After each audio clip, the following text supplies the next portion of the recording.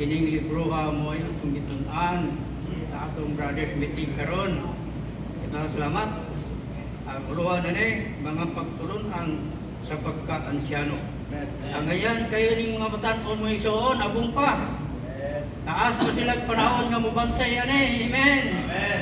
Kay way siguro sa unahan mahimo siya mga galamiton sa Ginoo nga mahimong ansyano sa iglesia. Amen.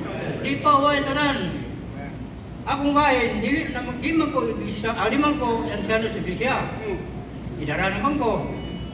Pero na ako'y pamilya, na ako'y asawa, na ako'y 7 ka mga anak na lalaki, na ako'y 1 ka anak na babae, nagpasabot na nagdala na og 8, na ako'y 7 ka mga binalay, na ako'y 1 ka masamong, na ako'y mga apo nga, murag, tinuod ba kani? Disgiti nga tus 15, ha?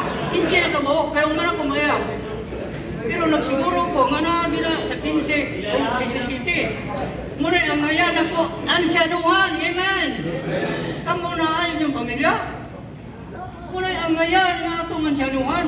May mutang ansyano sa itong pamilya, pinaagis kinabuhi. Kalau si Ginoo na akong anak, 7, nagdalag, binalay. Kanang mga binalay na ko uban, dili na mga magtotoo sa diyan namin nyo sila.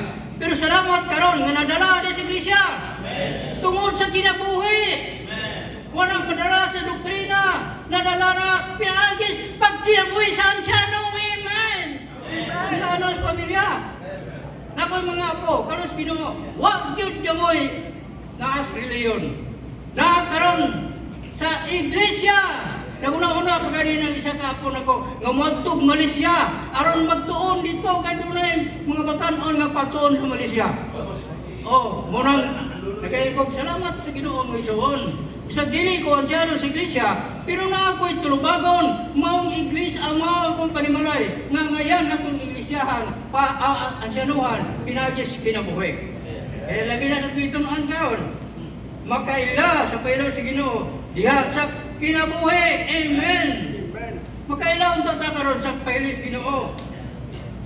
Na makailaw tas kinabuhi. Sa itong pagpangalagad, dili lang pangalagad ganunay doktrina.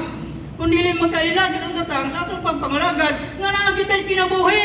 Amen. Kaya ka ng kinabuhi, kaya itong mga kinabuhi, magkita na rin sa kamaturan. Amen. Kung nagkinabuhi ta sa Krisyanong kinabuhi, ang nagagawas, makailaw yun sa kamaturan. Nga kanang tawar na tinuod yun nga nabuhi si kinabis Ginoo. Pero wala. Sayang lang bukton tag manok. Pero sayang lang yun kayo mga igsoon. Kung sa atong pagpangalagad walay kinabuhi, magnunutpod nga wala ko'y kamaturan. Pero og nagkinabuhi ta karon sa atong pagpangalagad, mununutpod ang kamaturan. Amen. Salamat tugangan mo ni